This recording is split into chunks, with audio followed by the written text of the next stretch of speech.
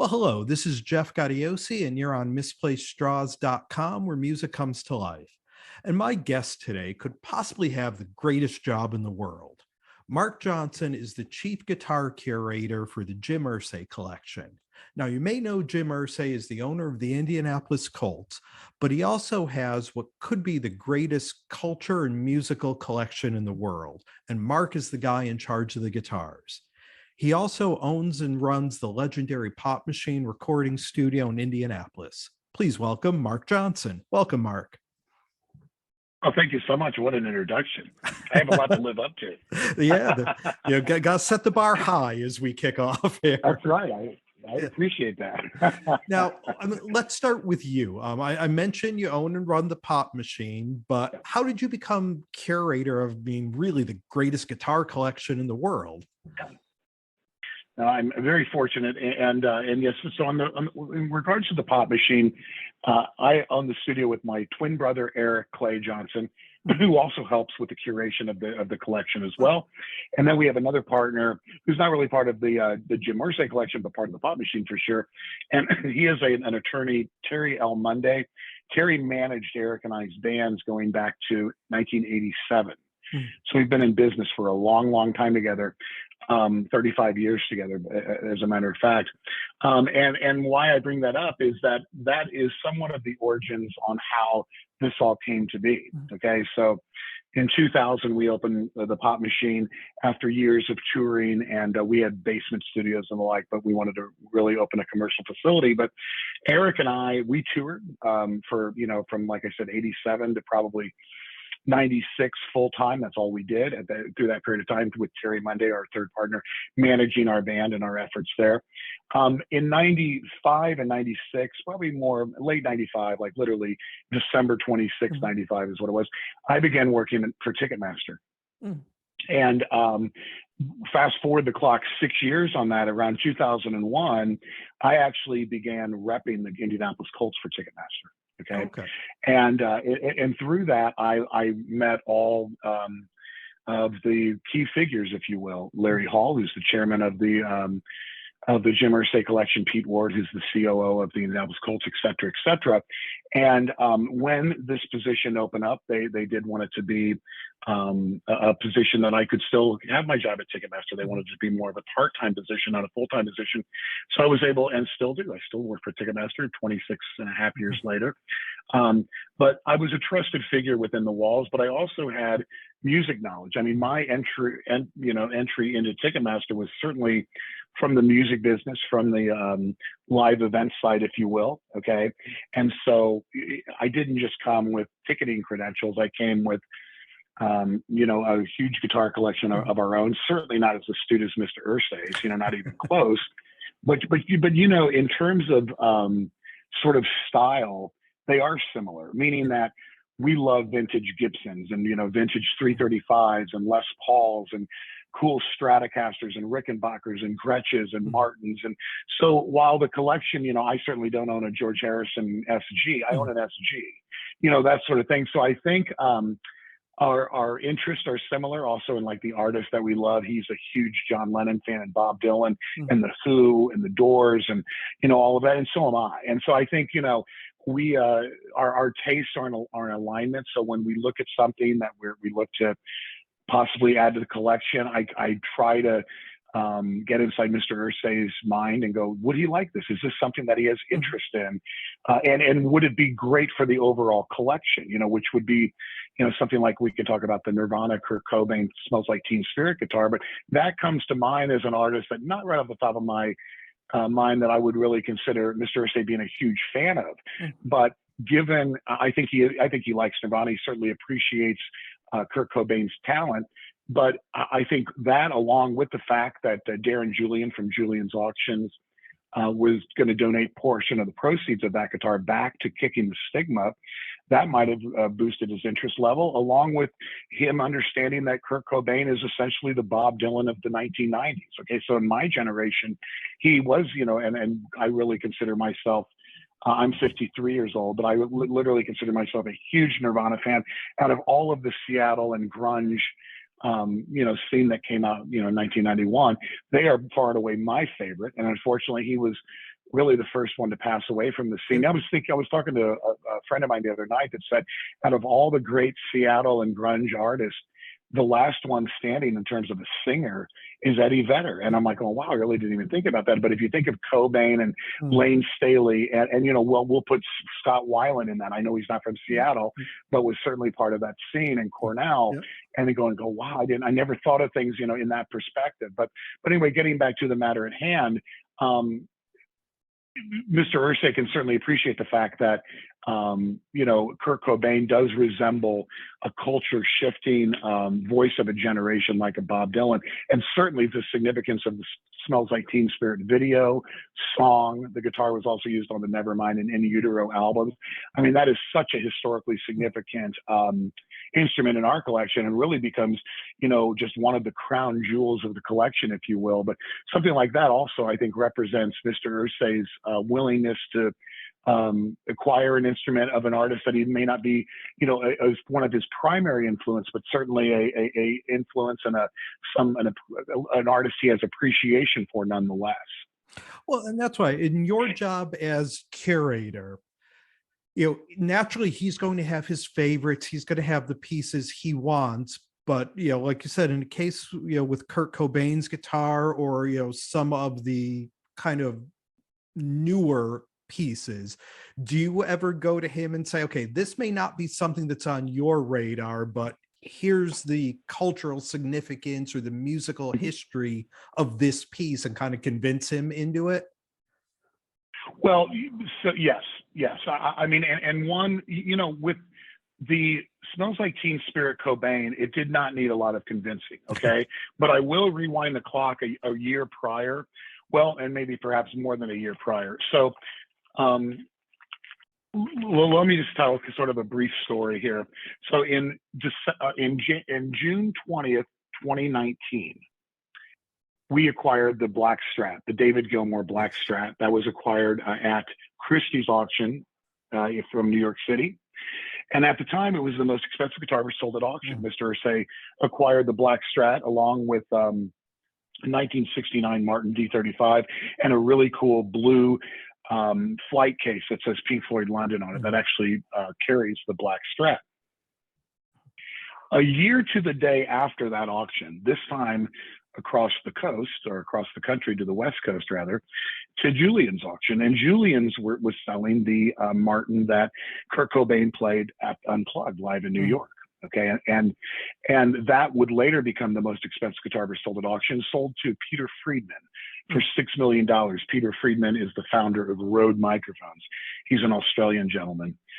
But that particular guitar, and why I bring that up, is that is a guitar that squarely fits into the scenario that you just described, where I said, I know he may not be a fan of Nirvana. However, I think this is a really cool guitar for the collection. It's from the Unplugged era. Unplugged, as we all sort of know, was sort of the last commercial work that Cobain released while he was still alive. And then upon his death, the song All Apologies became really the eulogy, if you will, of his life. And of course, he's playing the guitar. And so the guitar was significant. We had an interest level in it, but certainly not an interest level that would commiserate $6 million worth of purchase. Okay. But so that's one where, you know, where you said it takes some convincing. I don't know about that. I think there was just an interest level that was below 6 million at that point in time. But then, as luck would have it, or fate, or whatever you want to describe, I actually, even though it's less expensive than the $6 million mark, but still, you know, somewhat an expensive guitar, obviously, the blue, you know, the Fender Mustang Competition 1969 that was used in the Smells Like Teen Spirit video, in my mind, is even more iconic. And it also, what I love about that guitar, even more so than the Martin acoustic, is that that's the guitar that Cobain is most closely associated with playing, certainly his most iconic guitar, and also something that represents the introduction to Kurt Cobain and Nirvana, and let's face facts here, ushering in a complete musical revolution, okay, with the songs, specifically Smells Like Teen Spirit, the image of that guitar. Remember, in 1991, most guitar players, Slash was definitely on the scene then, playing big Les Pauls. You had other, quote unquote, hair metal bands playing more Jackson, Charvel, Kramer, that sort of style of guitar. But playing at the time, which was basically a pawn shop Fender. I mean, now, Fender Mustangs are significantly expensive because of things like Kurt Cobain and because they're a vintage instrument. But at that point in time, you could purchase a guitar like that for a pretty good deal, and that was part of Kurt Cobain's punk rock ethos, if you will, was candidly probably not having the money to purchase a $2,000 Gibson or $1,500 Gibson or $1,000 Fender or something. So you have to go to the pawn shops and find something like that. And then obviously he was somewhat of a tinkerer, as we know, with the usually the humbucker and the in the bridge position, et cetera, et cetera. So he modified the guitars to make it a more of a powerful rock instrument by putting a humbucker in them.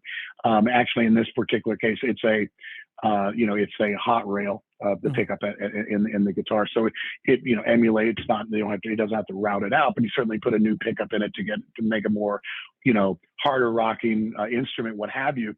So I even liked in the end of the story is sort of, I preferred the Mustang over the Martin, and I was just elated when Mr. Irsay purchased the guitar earlier this year from Julian's Auctions. Well, and that kind of leads to another point I was thinking about. You talk about the difference between the two Kurt Cobain guitars. Both of them are iconic, but there's something about that first one, the first time anybody ever saw Nirvana, the guitar he was holding. There are a million guitars out there, and every band has, that classic guitar that you associate with that band. But do you have a set criteria of like, okay, this is the kind of guitar we're going to go after, where, that one, yeah, it's cool, but we're going to pass? Do you have a set criteria? Yeah. Well, it's not a hard rule, but we do. Yeah, we have a set of criteria that, and do we follow it 100% of the time? We try to, but no, we don't follow it 100% of the time. But the criteria would be, is it the most significant guitar in the artist's career? Okay. And if it's not, if that becomes a no, then the next tier goes, is it one of the most significant? Okay. And where, obviously the Fender Mustang, 1969 Fender Mustang, owned by Cobain, is absolutely the most significant in my mind. Okay. And then I would say followed by maybe the Martin guitar, from Unplugged, what have you. But because of the introduction, because of the music video, because it was used on Nevermind and In Utero. So that's really the set criteria when we go assessing an instrument. And then the other sort of cross-reference would be availability. What is available on the market itself? Okay.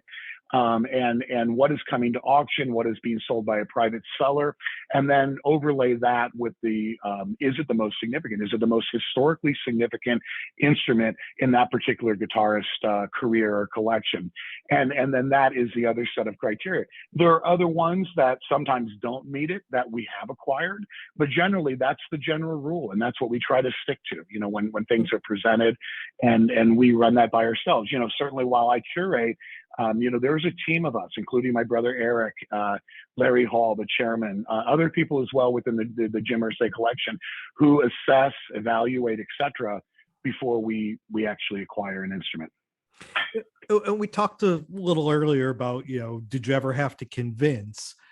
Has there ever been a guitar where, you from, whether it's your personal history or your musical taste, you saw and said, God, that's one we want, where the answer was just like, no, that's not going to fit? Or are you guys usually on the same page?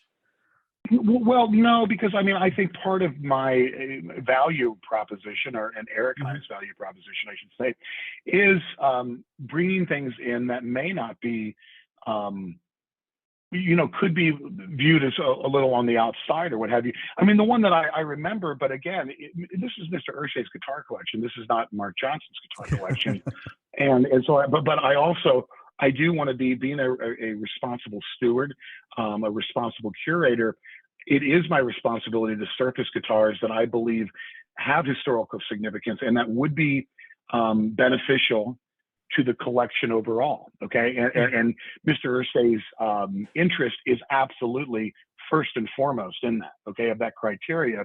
But then after that is like, what would the general public say? I mean, we're getting ready to do this massive event in Indianapolis that we're just incredibly excited about. You know, it's going to be the biggest of the exhibitions, the museum exhibitions that we've done so far. We're absolutely elated. But I mean, one guitar that comes to mind that would fit in that category would be D.D. Ramone's bass from the Ramones. And understanding that, Mr. Irsay may not be a Ramones fan. I happen to be a Ramones fan, but what I liked about it is just, again, there's a punk rock ethos. I mentioned that with Kurt Cobain. Well, it was also a bass that was played on like literally every Ramones record and tour. It was one that the provenance of the instrument was very clean, where it where it was coming from, the proof of the history and the provenance, etc., was exactly what we like to see. And it was just not something he had interest in. Hey, absolutely, completely respect that, and we're going to move onward.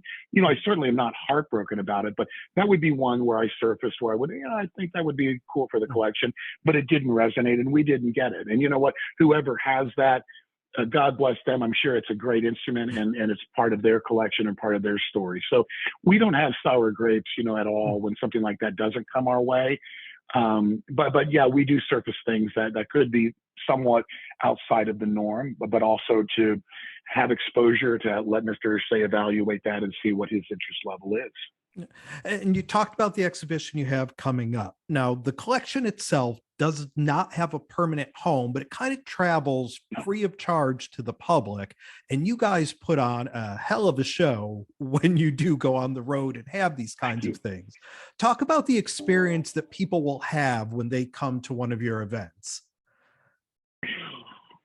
Thank you for the kind words, number one, because there's a group of us who work incredibly hard on it. And to hear feedback like that is definitely a great source of pride to me. And so thank you. And others within the organization too. With each installment of this, and so far, let me see, I hope I won't miss one. We've done Nashville, Washington, D.C., Austin, Texas, Beverly Hills, California, New York City, Chicago, and now we're going to go to Indianapolis. So we've done quite a few of these. And I believe with each installment, with each show we do, we get better. It's better for the audience. It's better for us. We are always constantly innovating and iterating the way that things are presented. We want to make, especially the exhibit portion, as immersive as possible. In New York was a great example where we had a 2-day event there, one for general public one for the general public, and there was a private event the day prior.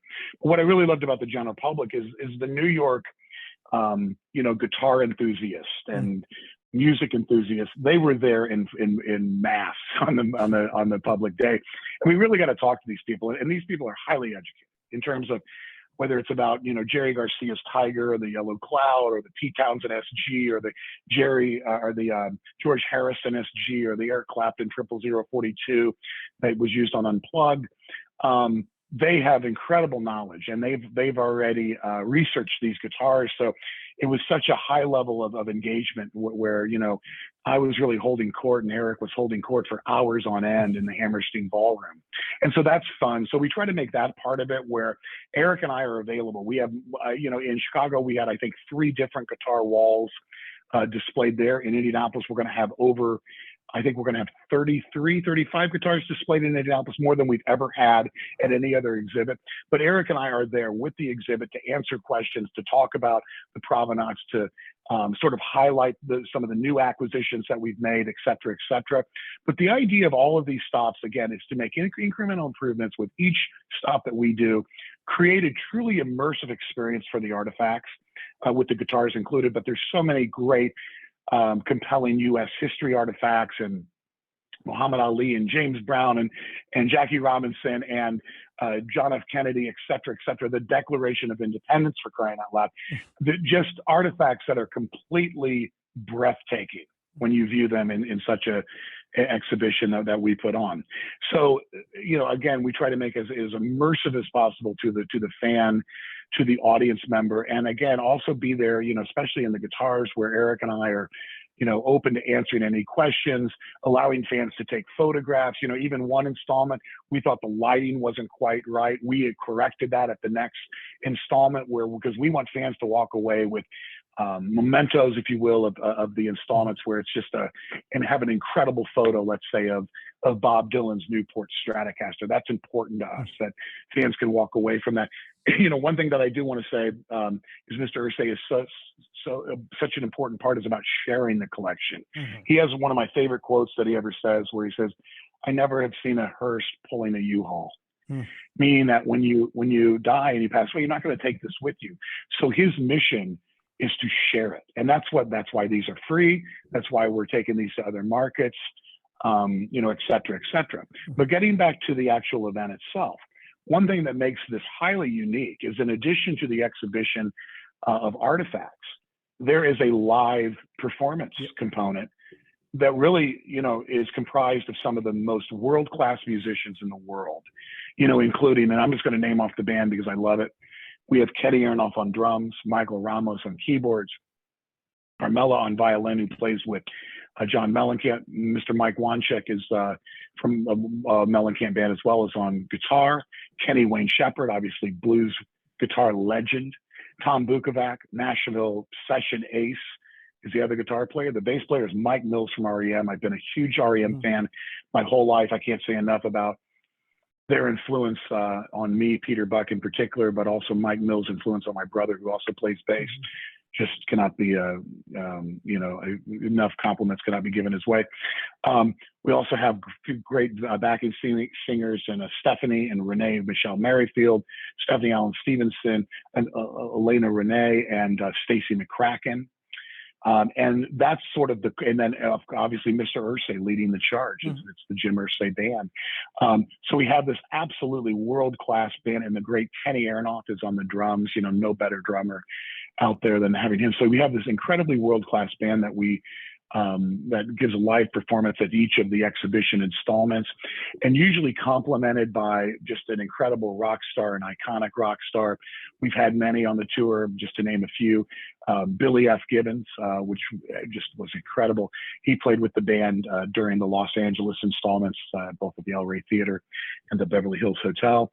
In Chicago, I think you were there, we had Ann Wilson of Heart, and her, obviously a solo artist in her own right, which Mr. Tom Bukovac, one of the guitar players in the band, plays with Ann on her solo tours.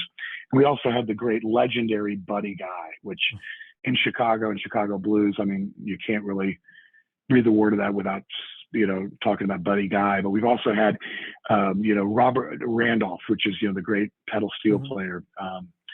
We had Natalie Merchant was part of the New York installment. Natalie Merchant was so great. Obviously, she has a song, Jack Kerouac, but she was phenomenal.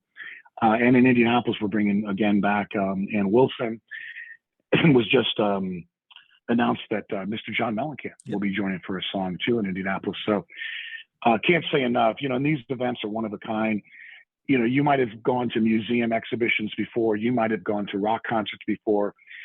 Sort of blending these two together, mixing these up. It's just a really, really, truly unique experience for the fan. And I think what we have in store in Indianapolis will be the biggest and best yet. We're really looking forward to it. Yeah, I'm out here in Connecticut. I was hoping to make the New York shows in this past June. Unfortunately, I couldn't get there. So can't wait for you guys to come back out to the East Coast again. Really looking forward to checking this out. It just, like I said, you have something like the Rock and Roll Hall of Fame, which is, immersive in the exhibit, but doesn't have the performance aspect of it. And then, you can go to a concert, but you're never going to see all of these people together. So to get something like this that Mr. Irsay puts out and free of charge to the public is just truly an incredible thing. Well, thank you. And it's great that you recognize that. And it's something that, again, has been an evolution in Nashville, which was the very first installment of this. it really was an impromptu jam where, hey, can you guys bring a couple amps? And there might be a sit down where some of the guys may want to get up and strum, where it wasn't a fully formed band. You know, there wasn't you know, Kenny Aronoff wasn't part of that. It was just basically Mike Mills and Mike Wanchik, Tom Bukovac, Kenny Wayne Shepherd sort of naturally coming up around the podium, if you will, plugging in and doing an impromptu jam, which really had a charm to it.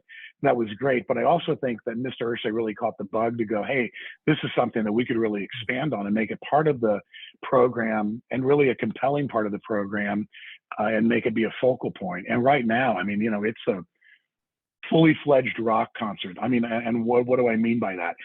You know, not only a world-class band, cool material, cool guest stars, a world-class PA, great lighting and production.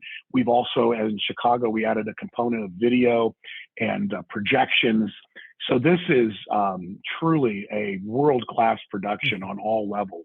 And so it's something where I think it would be very, very entertaining and compelling for the fans that get to see this. But not only are you going to get to view some of the best, you know, artifacts and you know, probably in my opinion, the greatest guitar collection in the world, but in some great U.S. history artifacts, you're also going to get an experience, just a mind-blowing rock concert as well. Now, do you have a dream guitar for the collection? And maybe it's something that hasn't even made it to auction yet, but you're always keeping your eye out on. Is there that one piece for you? They're always, and there's multiple, and it's not just one. You know, I mean, we could go down the list, but you know, Clapton Blackie would be a big one. The Fool that he played in Cream would be a big one. Obviously, any of the, you know, which I don't think is going to happen in our lifetime, but you never know. Any of the Beatle instruments that we currently don't have. Obviously, you know, McCartney's Hofner bass. I mean, wow, how special would that be? Or, you know, I think we all watched, you know, Get Back. You know, in last November when it aired on, and you know, any of the guitars there that they were playing, whether it's Harrison's Les Paul or the Casinos or what have you, I mean, any of those would be incredible. You know, there's just so many, and obviously one that I think is at the top of our list that may not be at the top of every collector's list, but we would love to have the Love Symbol guitar made by Andy Beach that Prince played during the halftime performance of Super Bowl 41, where the Indianapolis Colts defeated the Chicago Bears. I mean, to myself, and I mean, I can only imagine what it would mean to Mr. Irsay to own that guitar as part of our collection. Would be absolutely huge, and you know, that's something that we do have interest in. Okay, you know, and then while we're on the Prince, you know, subject, the Hohner Mad Cat, you know, that's currently displayed at the Smithsonian, would be a very compelling instrument. Obviously, Jimi Hendrix, you know, original sets. The thing with Jimi Hendrix, you have to be very careful. A lot of people claim to sell Jimi Hendrix instruments, and the joke internally, as I said, it always comes with a great story and a very blurry photo. And yeah, you know, that's funny, but it also, and what I should say, I should add a third element to that, and a very hefty price tag too. But to confirm, you know, one of the guitars, and I'm not gonna mention which one this is because it's actually still on the market, but there was one guitar that was offered where a guitar that's previously owned by somebody that's a different guitar is claiming the exact provenance. Well, what that means is that if you bought that guitar, you're going to share in that. And the person who owns the other guitar, they're going to believe that's their provenance. You're going to believe it's yours. We don't like that. We want to have something with a very clean provenance. There's no question as to the guitar that we own, you know, the Black Strat is the Black Strat. How do we know that? Well, it was first sold by Christie's, which is one of the most reputable auction houses in the world. Kerry Keane, who was helped curate it, is a friend of the collection. Obviously, it was directly, you know, the auction was directly driven by David Gilmour with his guitar tech, Philip Taylor. That's clean provenance. And that's what we really like to see, is where we can prove it out. But I mean, to answer your question, there are so many that we would look at, you know, but it really, of the most iconic guitars, that's what we're looking for. That's just a real, you know, base level. But, you know, as things come to auction and things come to market, we're always looking for things like that. But really the most iconic guitars out there, obviously any of Jimmy Page's we would love. We do have a Jimmy Page guitar that he played at Epson College when he just jammed with some students there after giving a speech. He signed that guitar, which he rarely does. It's a D'Armand by Guild. but that's, it's certainly not his Les Paul, or certainly not the Dan Electro or the Martin Acoustic or the, all of that. But, so anything by the greats, we are absolutely interested in. So, as your listeners are listening to this, if there's something that someone may have, we would be certainly interested in hearing from you. But again, we do try to get that most historically significant instrument from the artist. Well, we've been spending some time here with Marc Johnson. He's the chief guitar curator of the Jim Irsay Collection. Look it up online. There's some great information. You can see the dates when the collection is touring. And as we said, it's well worth the time to go check this out. Marc, thank you so much. Best of luck in the future. And hopefully the next time you're out, up here in the Northeast, I can say hello in person and check out the collection. Jeff, you have a personal invite that the next time we're up there, I want to give you, obviously a VIP back of house tour, but I would love to take you to dinner too. And really thank you for having not only me on the show, but giving some time to the Jim Irsay Collection. And those, who are listening, would love to see all of you out at one of our shows and really welcome you. And think you would really enjoy it if you're there. So thanks for the time today, Jeff. Appreciate it greatly. Thank you, my friend. Have a great day. You too. Take care. Yep. Bye.